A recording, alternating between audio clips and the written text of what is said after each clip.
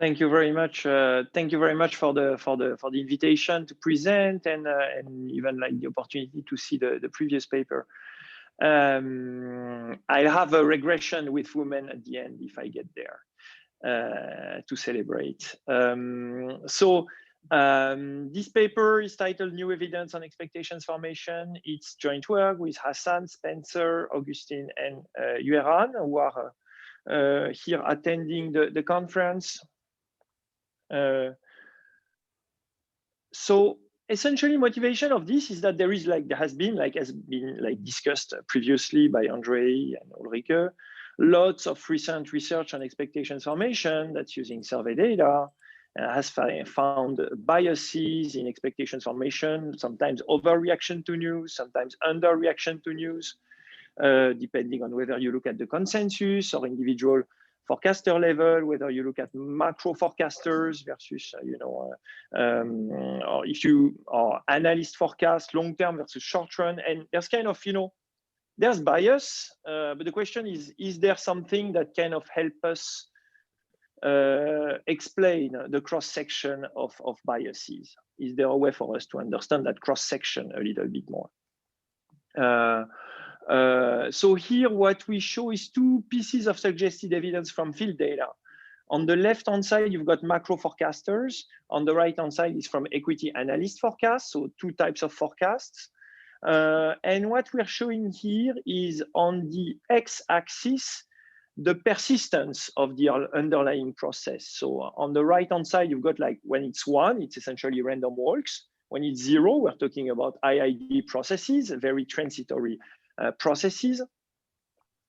And on the y-axis of both of these charts, what you have is the Coabillon-Gorodisenko coefficient. So essentially, when you regress the forecast error on forecast revision, so the more negativities, the more overreaction you have. And so essentially what you're seeing in both graphs is that when the persistence of the forecasted process goes to 1, the forecasts tend to be less and less overreacting.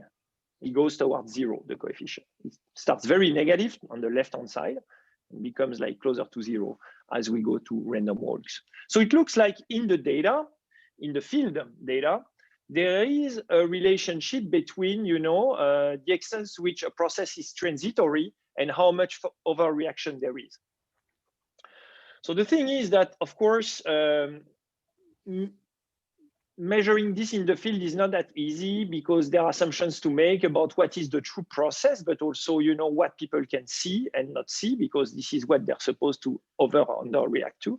And so basically what we are doing to kind of alleviate those concerns here is to try an experiment, a lab experiment to investigate the cross-section of biases.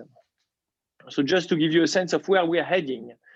So first, I'm going to describe the experiment, which is a very simple Stark setting where participants are asked to forecast an R1 process. That's all they have to do. A very simple process, very stripped down.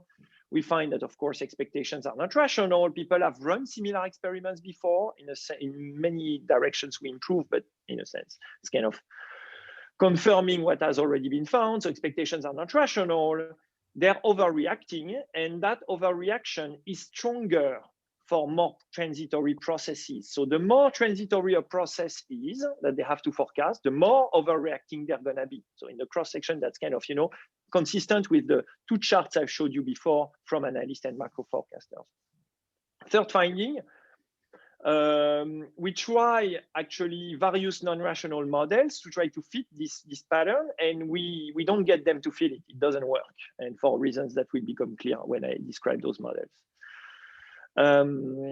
So essentially what we go then to is that we build our own model of expectations formation, which combines costly retrieval. So it's costly to retrieve as much data as you can to basically forecast the future. It would be good to have like all of the data, but you can't do that. It's costly.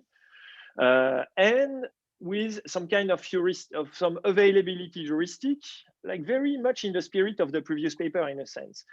The more available the recent observation is very available, and because it's very available, people are gonna overestimate its frequency in the real data.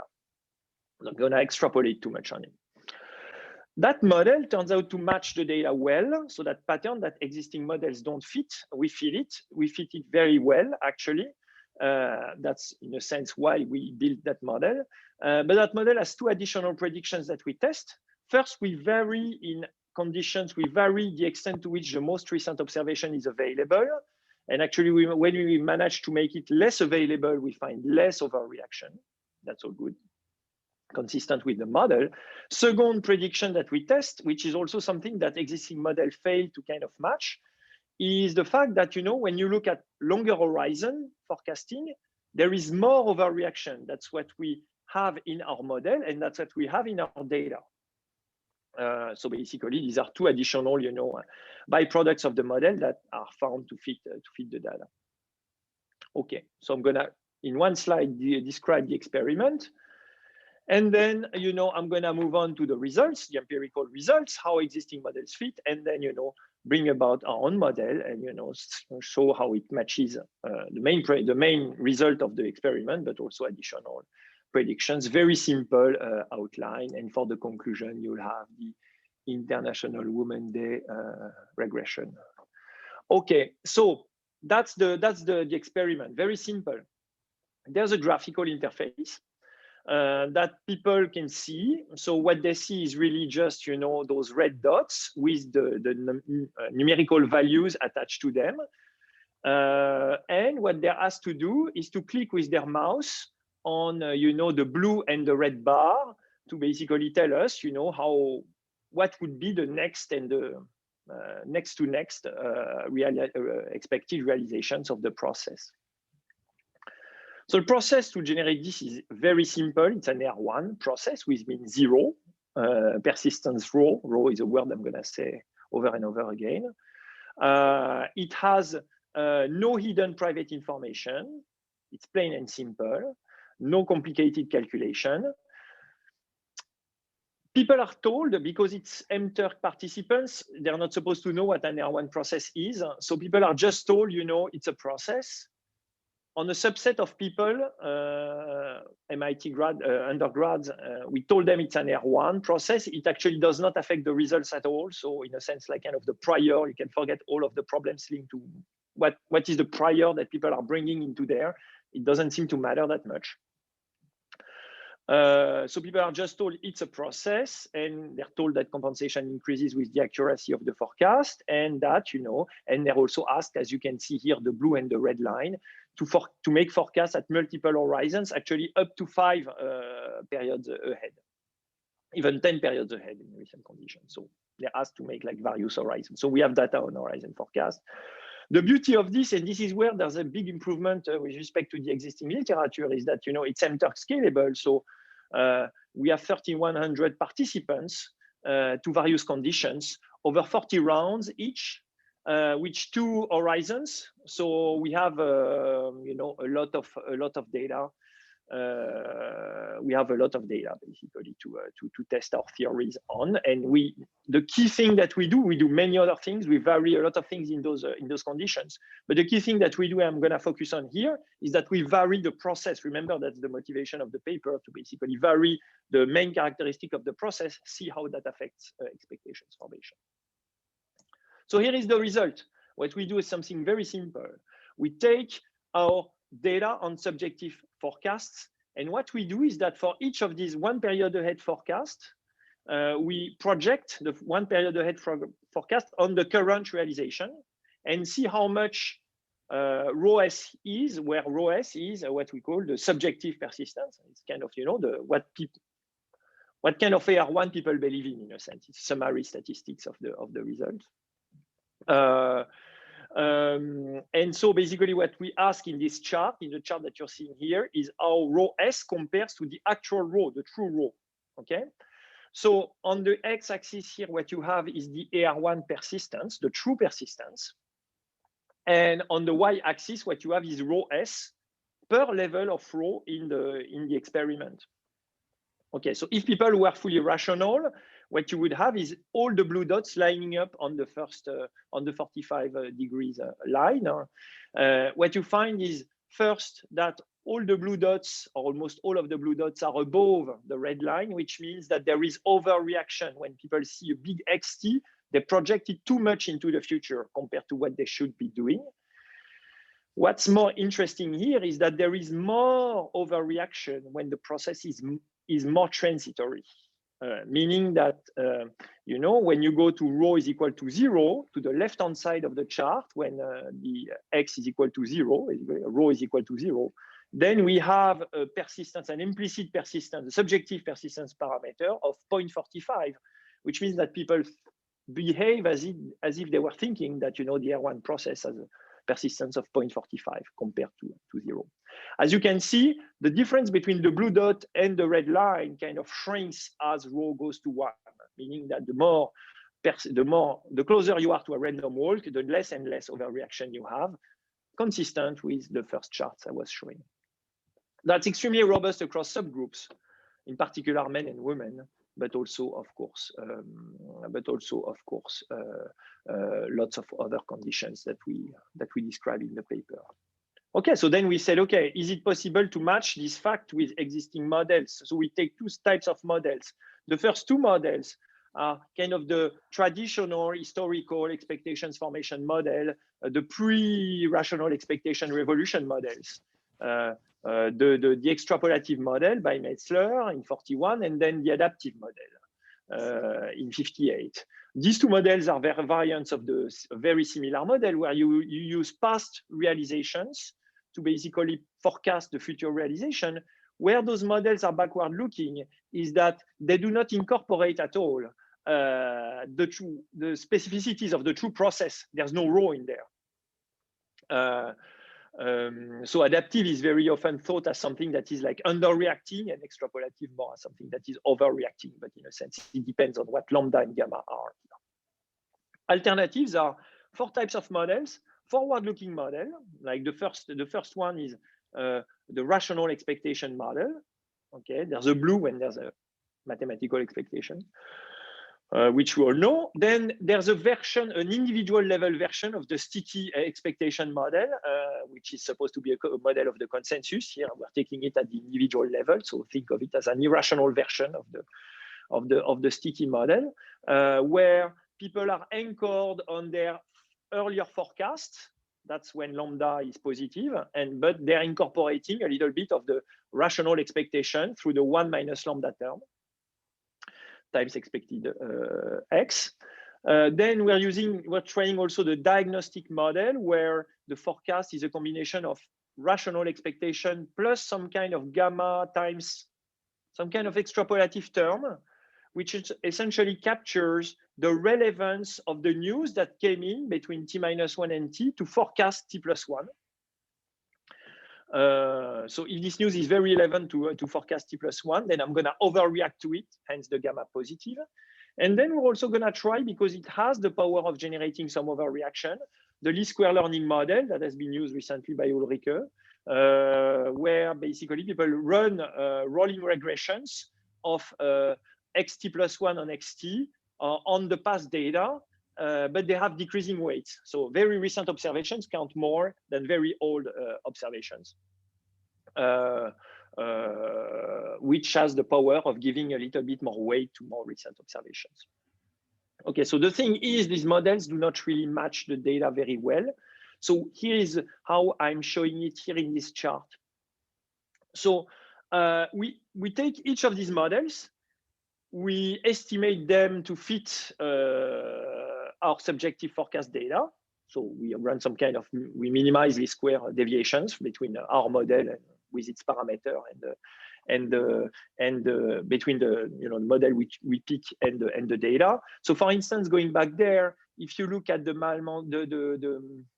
least square learning model, the speed at which weights are decreasing over time is actually, there's a parameter there. So that's where the parameter is. For the other models, you can see where the parameters are. So basically, we try to find each model as one parameter. We use it to match the entire data set. And then what we do is that once we have this parameter, we basically compute what would be the forecast of an individual if it had followed that model in our data. Okay, and then what we do is very simple. We do exactly the same thing as we've done on the subjective forecast. We regress the subjective forecast predicted by those models on the past realization and obtain some form of, subjective, persistence that's tied to each individual model. The diamond and the empty circle up there on the top of the chart correspond to the subjective persistence parameters in the two backward-looking models, extrapolative, adaptive. All the other models are models that are below the blue lines and correspond to, the subjective persistence parameter for each one of those of these models, as they're estimated on our data. The blue line is the data, so is the implied persistence that we find in the data. So as you can see, none of the models do well. Backward model do not adapt enough to rho. So basically, when the process becomes more transitory, true actual people, participants, understand that it becomes more transitory, and they try to bring down their subjective persistence. They don't do it enough, but they do it. Backward-looking models don't do it at all. And that's kind of obvious when you look at the two definitions. There is nothing in rho there. So it's lambda and it's lambda and gamma, for the extrapolative and the adaptive. They don't depend on rho. So there is not enough, adaptation to what's actually happening. The opposite holds true for all the forward-looking models. Rational expectation obviously wouldn't work. It's the 45 degrees line, but the triangles, the green crosses and the orange crosses, which correspond to all the forward-looking model, they're really very close, much closer to the 45-degree line than to what we have in the data. In particular, they don't manage to capture at all the fact that when a process is IID, when the actual persistence is 0, we find like a significant amount of subjective persistence. They predict none or almost none, except for the constant gain learning model, for the decreasing least square model. Okay, so here is our model. So here is the model. Let me describe it. It's very simple. There's a true process, which is an R1 process with long-term mean mu. In the data, mu is equal to 0, so we simulate mu to be 0, but the agent doesn't know this. The agent makes an optimal forecast. It can be at any horizon H, let's say. And what we're going to assume is that the agent knows the true model, and the agent knows rho. Okay, so we can discuss, whether that matters or not, but we're going to make the assumption that the agent knows rho. Mostly for simplicity, but we don't really think it's really important here for us. And so the agent needs to figure out what the long-term mean is. So that's really critical. The agent tries to figure out what the long-term mean is. That's going to generate, in particular, long-run overreaction, as you can expect. And so how is this optimal forecast made? There's essentially two components. It's very simple. The first component is some kind of availability heuristic, which is essentially stating that the most recent observation comes to mind more easily. You remember the chart, it's kind of the thing that you look at, you click next to it, etc. So the most recent realizable, you can think of it as in a memory context, it would work too. The most recent observation is the one that comes to mind very easily, and through the availability heuristic, that easiness to bring up in the mind basically is going to translate into an overestimation of the frequency of realization of XT in the past. So I'm going to think of the past as having like lots of potential realizations and lots of XTs, because it's kind of it's the thing that I can think the most easily about. And then to this component, of course, if there's just that, then people are just gonna project XT into the future, so there's gonna be nothing happening. So to generate some adaptation of subjective persistence to the data, we're going to have a bit of rationality coming in through costly retrieval. So basically, you can retrieve noisy signals of the past realizations, 1, 2, 3, 4, 5 realizations, however noisy you want. And that the cost of retrieval is going to be an increasing function. There's going to be convex or weakly convex in the mutual information between, you know, what I want to figure out, which is the long-term mean, and those signals. So the more correlated those signals are going to be with the long-term information, the more costly it's going to be for me to retrieve those signals. That's all there is. It's very simple. And so essentially what we come up with is this formula. So you solve the model. What you find is this very simple formula whereby the forecast at horizon H has a rational component, like in most of the forward-looking models that you have seen. There's kind of there's a, you know, baseline at the rational component, plus some kind of term that is a function of xt. So the bigger is, so that term is positive, and so the bigger is xt, the more there's going to be, you know, the more my forecast is going to be big, and the bigger it is compared to rational. Okay, so basically it's going to capture overreaction. This model has 3 predictions. Overreaction is going to be stronger when rho is smaller. Here the intuition is simple. When the persistence, when the process is more transitory,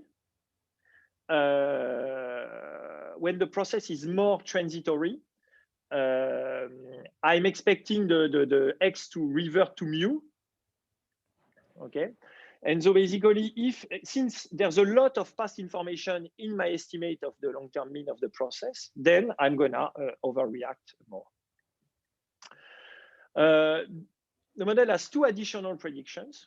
The first additional prediction is that whenever the intensity of availability, in a sense, tau bar here is the intensity of availability. It measures, it captures how representative I believe that the last observation is of all of the past observations. So whenever, you know, it's more available, or whenever it's let's put it differently, harder to recall compared to the availability of the latest observation, then you know, there's going to be more overreaction. So if I can make the last observation less available, I should see less overreaction. That's kind of what is driving overreaction in the model.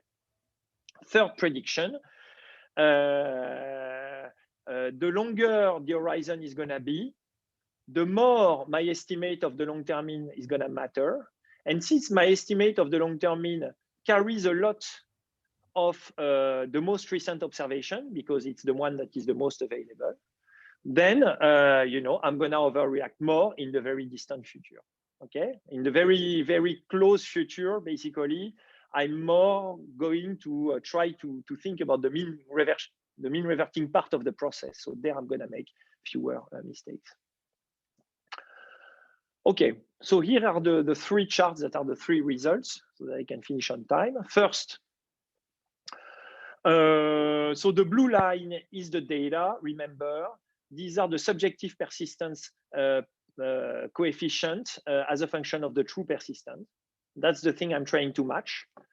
The diamonds, the top square and diamonds, and the bottom, you know, triangle and green cross, etc., are the existing model. The red dot, the deep red dot or brown dot, is the, depending on how you see it, is what our model forecasts. So our model is able, so we estimate our model on the entire data set, okay? And then we ask how it does across various persistence. And what we find is that for weak persistence of the actual process, our model has enough, you know, availability heuristic, basically content in it, to generate overreaction on the transitory side of the spectrum. So our model, which was in a sense designed to capture that fact that other models, that the ones that we have do not fit, can fit that fact. So now 2 additional facts that this model fits. The first one is what happens when you reduce availability. So we try to undo the availability that's in our framework. So remember, the idea is that you are gonna project a little bit too much in your estimate of the long-term mean, the recent observation. So we try to draw people's attention away from the most recent observation. So we try various conditions. The two ones that work best are here. So on the left-hand side, the only difference with the baseline experiment is that we have a red line. So the red line is the actual mean. People don't actually know what is the actual mean, etc. But they're seeing the red line. The right-hand side is about trying to force them to click on the blue dot, which is the T-10 observation. So we force them to click with their mouse on an old observation before they can make their predictions. When we do this, we regress the difference between the forecast, and the rational forecast, so the subjective minus rational. Our model predicts that the intensity of the overreaction, so the difference between the two, how sensitive it is to X, our model predicts that that difference here should be decreasing when the most recent observation is less available, and we find that indeed that is the case in both of these predictions. Whether we measure the forecast error, whether we take the forecast error, which are column 1 and 3, or the mistake, the difference between the forecast and the rational error, or whether we take 1 or 2 period horizon forecast. Okay, last fact, it's the prediction number 2, which is that there should be more overreaction whenever the horizon of forecast is longer.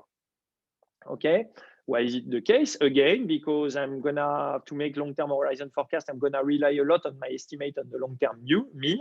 And since the long-term mean contains a lot of the recent observation because of this availability bias, then I'm gonna make more overreaction in long horizons.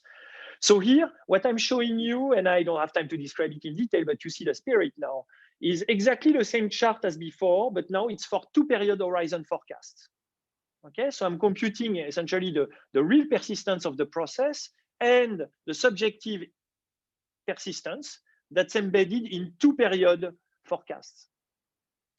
So here, you don't see the backward-looking models because they don't have a term structure of expectation, but you see the forward-looking models. None of them is doing well, except a little bit the weighted least square forecast model, which comes closer to what the data has.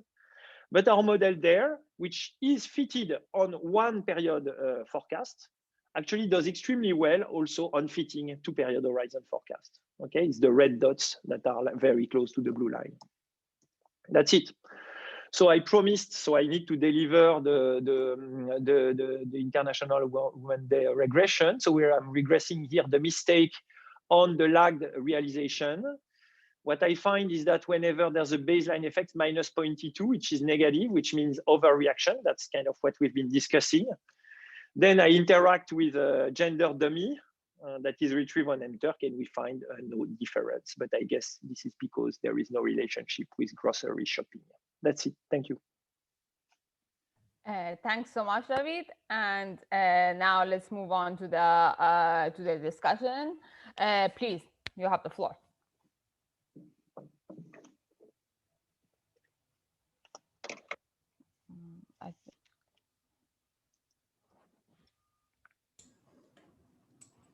We hear you, Martin. Yep, thank you. Well, so thanks a lot for inviting me to discuss this very cool paper. So David really did a great job explaining it. So I'll just say it. So this has the whole package. There's new data from an experiment. There is this fact of overreaction by persistence, now very cleanly measured. That fact is inconsistent with common models of forecast dynamics. So we're going to put a new model of forecast dynamics. And kind of the key property at a mechanical level is that here the forecast is going to respond less to the last observation if the process is more persistent. And why does that come about? Why do people behave this way in the model? Is because they learn about the long run mean, but there's costly attention to past data. And so when people know the persistence, then they're going to look relatively less at past data, when there's more persistence, because in that case, the long run mean is less important. Okay, and so that gives the key mechanism. And so I thought, so this is really interesting and creative. And what I'll do in the discussion is sort of use this as a jumping off point to talk more generally about kind of parameter learning, which is what how this mechanism works, versus the stationary forecast dynamics. Okay, so the way the paper works is that it uses approach of a stationary true data training process, and then stationary forecast dynamics around that's got these biases. And this is like an approach that's common in models of regular patterns, say business cycles, where we also have these sort of facts of regular biases, such as survey forecasts reflect more persistence than econometricians' time series models that are estimated with hindsight. Now, when people do this in applications, the justification often invokes agents concerned with structural change. So people think, well, you know, not this recession, everything's different, and we have stagnation, and blah, blah. And then that's how we get these biases. Now, the experimental setting that David explained, that these MIT undergrads are in and other participants, is a little bit different in that people are told, here's a stable process that you're supposed to learn about. And so when you put me in this situation, that the way I looked at it, imagining myself, I understand this as a learning constant parameters, sort of a parameter learning problem. And anyone who's estimated with post-war data business cycle dynamics knows that distinguishing means and AR1 coefficient is kind of hard. And so I want to point to kind of two properties of parameter learning that I think are quite intuitive and help understand the facts that we see here. One, and that is used in the paper, is sort of related to the mechanism the paper works, is that when there's a bunch of people who are guessing a parameter using dispersed signals, then to the observer, that always looks like overreaction. And the second point that is not used in the paper is that it's easier to learn true persistent if it's relatively high. And this is potentially an alternative mechanism for thinking about the facts. And so I'll illustrate these 2 points with very dinky kind of Bayesian examples, just to give an idea. And then I relate back to the mechanism in the paper. So let's talk about learning about means. So let's just do 3 dates, 0, 1, 2. The true DGP has no persistence. We're just trying to figure out the mean, mu. So there's a signal at both dates 1, and then there's an outcome at date 2. U is all normal. There's some known variance. The true mean is 0. And at date 0, people start from common priors with a mean 0. Now we're going to look at forecasting the realization 2 at date 1. And we got standard updating formula that says that the forecast is some proportional linear function of the signal. And so what we get directly is that there's overreaction relative to the rational expectations forecast as the econometrician would define it, which would just be, well, we're going to forecast the mean, which is 0. And this comes just because the idiosyncratic signal is used to learn about the parameter by these agents. We can also look at the Koibion-Gaurat-Nishenko statistic, comparing the forecast error versus the forecast revision. So let's imagine that people start from this common date 0 forecast, which is just the prior mean of 0. Then you could write the forecast error as the realization less the forecast at date 1. And then plugging in, you can see directly that this is going to be negatively correlated with the forecast revision. Okay? And so that again is just because there is dispersed signals that people use to forecast the same parameter, which is the true value of 0. So from a perspective of parameter learning, these overreaction findings are quite natural. Okay, so that's one point. The second point is about persistence. And so doing both persistence and mean learning at the same time is kind of too hard for me. So I'm going to now shut down the unknown mean, just going to make that 0. And I'm going to look at a true DGP that is just an AR1 with mean 0.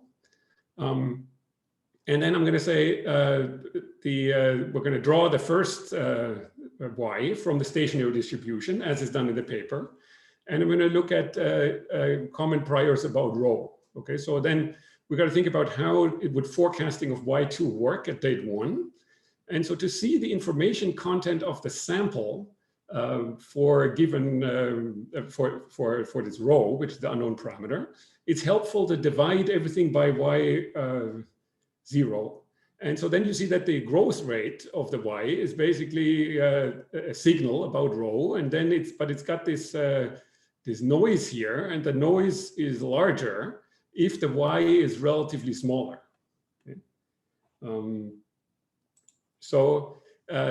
What does this mean? Well, think about responses across experiments with different rows. So we're running a bunch of these different things with different true rows. So then guys who observe relatively higher Y zeros are going to be getting better signals about the row. Now it's also going to be true, because we're drawing the Y0 from the station distribution, that the higher row experiment is going to have higher variance. Okay, and so then we're going to have basically more agents with good signals in these high row experiments.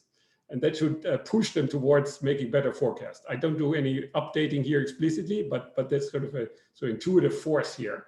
And if you've estimated AR1 processes, you kind of relate to that. Is that what you want? Is there some sort of way off the mean initial condition, and then you see it slowly moving back to, then you can estimate the row quite well, whereas if it's all just bumping around 0, is not so good.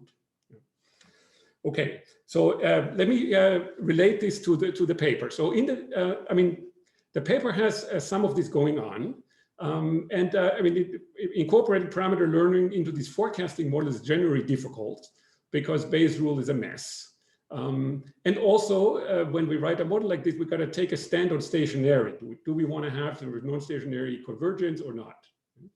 And so the paper here strikes an interesting compromise, which is we're going to simplify things by making the persistence known. And then we're going to make it effectively stationary by assuming costly recall of data. So then people just look at a couple of different signals, and this becomes naturally stationary. And this interestingly, this costly recall also gets us that this fact that we're going to make people will make more accurate forecasts if the persistence is high. Okay, so that sort of there's two properties. And so then it sort of goes back into this group of stationary forecasting models. In fact, I mean, the way the characterization of the forecast dynamics works here is that the costly recall problem imposes quite mild assumptions. And in fact, the paper doesn't provide an explicit formula for the optimal forecast as a function of these past recall data. But nevertheless, it can characterize these overreaction regression coefficients that will come out of the experiments that the paper wants to match. And so this is actually sort of technically quite elegant, and so it was kind of interesting. Now, going forward, I think towards more applications, what I, as a potential user of this model, would like is if I could have an explicit formula that allows me to plug in a series that the agent has seen, and then allows me to do a time series test with the data on the individual agent. And so this is not important for the empirical exercise or quantitative exercise in the paper here, but this is what I think for getting making this applicable could be interesting. And the other thing is that I mean I find this effect of the learning about persistence that I outlined intuitive, and so this is maybe something, I mean, maybe not in this paper, that one could think about to get more at these facts. Okay, so final comment, just more general about where models of beliefs should go. And so I think we have a bunch of these models of stationary forecast dynamics where the action is in means and there's little action in conditional uncertainty. And these are good tools to relate to kind of linearized macro models where the same is true. These parameter learning models, of which this paper has some elements, is going to have the feature that once you go beyond kind of simple functional forms, you're going to get time variation in uncertainty. And uncertainty also can be significant. So agents worry about, say, the long run outlook. And this, I think, is going to be important if we want to apply these things to financial markets, where there's going to be these effects like, oh, there's structural change, higher uncertainty, and lower prices, and so forth. And I mean, I think from the kind of survey work that I've been doing, that this is also relevant for macro. Like we have this firm saver data on sales growth, where we show that we have this kind of overreaction result, where forecasts of firms that grow or shrink relatively quickly are always more conservative than they should be. So they just stick with the status quo. But then those firms also report more subjective uncertainty that is not well proxied by conditional volatility. And so I, as a user of these types of models, and to characterize this data, would like to have a model that kind of jointly studies conditional means and conditional uncertainty. I think that'd be helpful to describe things better. That's all. Okay, great. Thanks so much, Martin, for the great discussion. And so first, I want to remind everybody, if you have questions, please raise your hands in the chat. And then, David, if you want to take a couple of minutes to address some of Martin's comments.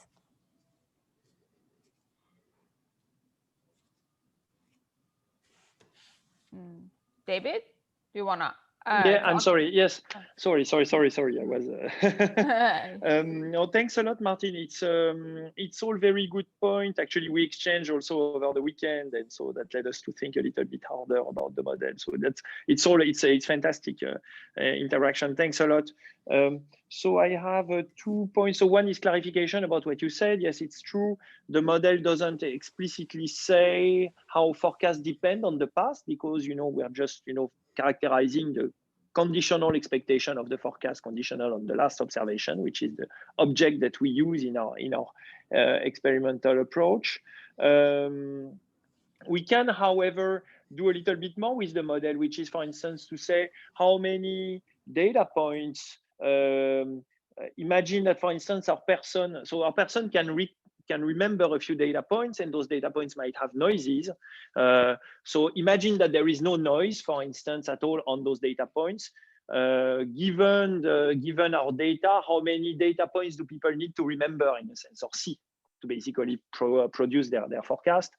And we find it's quite few, actually. It's quite a few. It's actually much more, of course.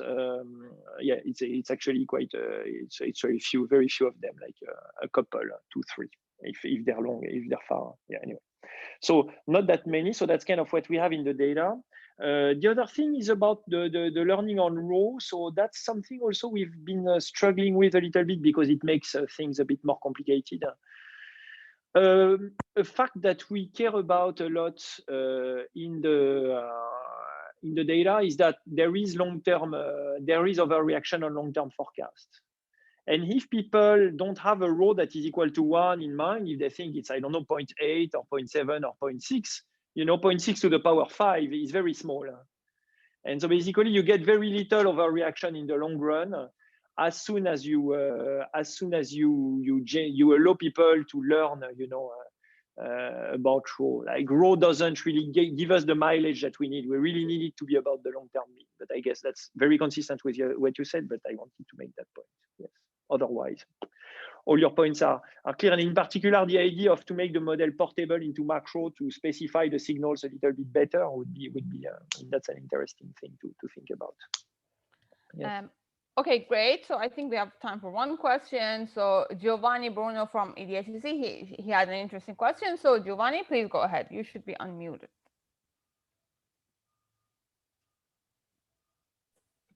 Hi. Yes. No. I was just trying to understand how your model can be applied to these all financial markets, and if your prediction can be tested somehow. Looking, for instance, at the evidence like momentum effect and short-term reversal, so I just wanted to understand if you have a view on the relationship between the prediction of your model and these effects that we observe on the financial markets, and how it could be tested. Yeah, it doesn't come to mind immediately. So co-authors, please jump in if you have an idea. What's for sure is that returns tend to be transitory processes. They have very low persistence. So we would expect overreaction to dominate in this. So some kind of value-like kind of signals to work. No, otherwise, I mean, I would need to think a bit harder about this. I haven't devoted enough thinking to it. Okay, so next question is from Valentin Haddad again. So Val, please go ahead. There's something about your model that I found very interesting. That's like you give a big role to salience, and I guess what I find surprising is that a lot of like the evidence we have is already about salience.